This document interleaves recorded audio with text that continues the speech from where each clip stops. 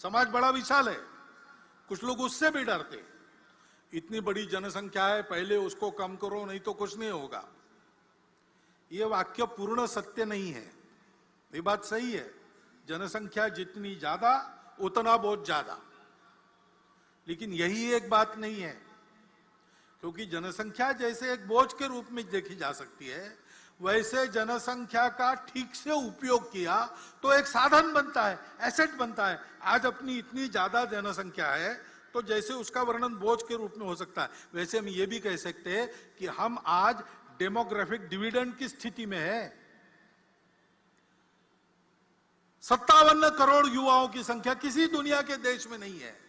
चीन हमारा पड़ोसी बूढ़ा हो चुका है, हम जवान रहने वाले 30 साल तक।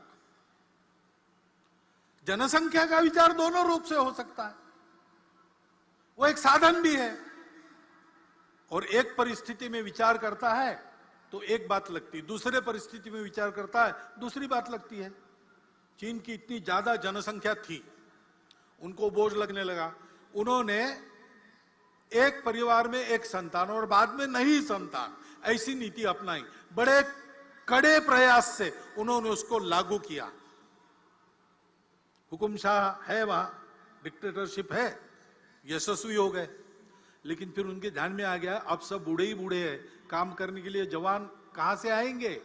तो अब उन्होंने 2 संतति को प्रोत्साहन देना शुरू कर दिया। हमारे यहां क्या है, हमको भी विचार करना पड़ेगा। हमारा देश 50 वर्षों के बाद कितने लोगों को खिला सकता है? उस समय समाज में काम करने वालों की कितनी संख्या चाहिए? काम न कर सकने वाले उस समय कितने रहेंगे? आज के 57% युवा 50 साल के बाद काम करने की स्थिति में रहेंगे क्या?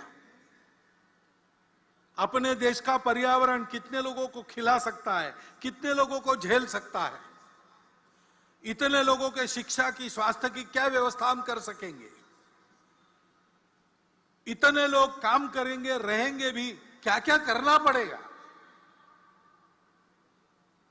और केवल देश का प्रश्न नहीं है, जन्मदात्री तो माता होती है, वो हमारी मातृशक्ति का सशक्तिकरण हमने कितना किया है, उनका स्वास्थ्य कैसा है, उनको, उनकी इच्छा क्या है, उनकी आवश्यकता क्या है, परिवार की भी आवश्यकता होती है, परिवार का भी विचार क्या है।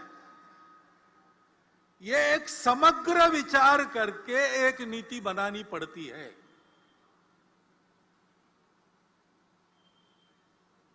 हमने ऐसी नीति बनाई कुछ वर्षों पूर्व, भारत सरकार ने बनाई,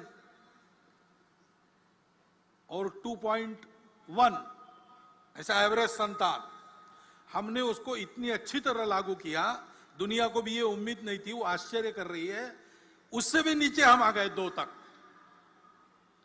लेकिन बहुत नीचे आना भी गड़बड़ होता है, क्योंकि घर के बच्चों को सामाजिक व्यवहार का प्रशिक्षण परिवार में मिलता है। परिवार में संख्या चाहिए, अपने बराबरी के भी 2-3 लोग चाहिए, ऊपर के भी चाहिए, नीचे के भी चाहिए।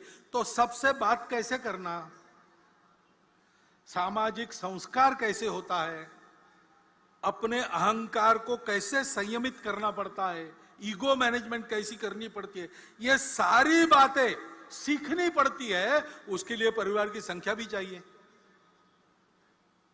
और जनसंख्या बहुत कम हो गई तो फिर बढ़ना बंद होता है, तो समाज के समाज लुप्त हो जाते हैं, भाषाएं लुप्त हो जाती है। कितनी भाषाएं दुनिया की, बोलने वाले नहीं रहे, भाषाएं समाप्त हो गई। और इसलिए ऐसा समग्र विचार करना चाहिए। और ये भी हम देखते हैं कि जनसंख्या में प्रमाण का भी संतुलन चाहिए। हम भुगते हैं, जनसंख्या का असंतुलन हुआ तो 50 साल पहले उसके गंभीर परिणामों को हमने भुगता। और केवल हमारा ऐसा हुआ ऐसा नहीं, आज की तारीख में पूर्व तिमोर नाम का एक नया देश बना, दक्षिण सुदान नाम का नया देश बना, कोसोवो बना। जनसंख्या में पंथ संप्रदाय के प्रमाण में अंतर आने से नए देश बन गए, देश टूट गए।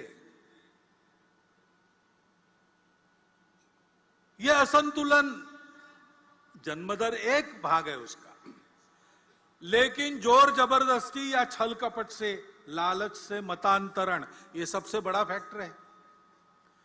और जहां सीमा पार से घुसपैठ होती है, वहां घुसपैठ से भी यह होता है।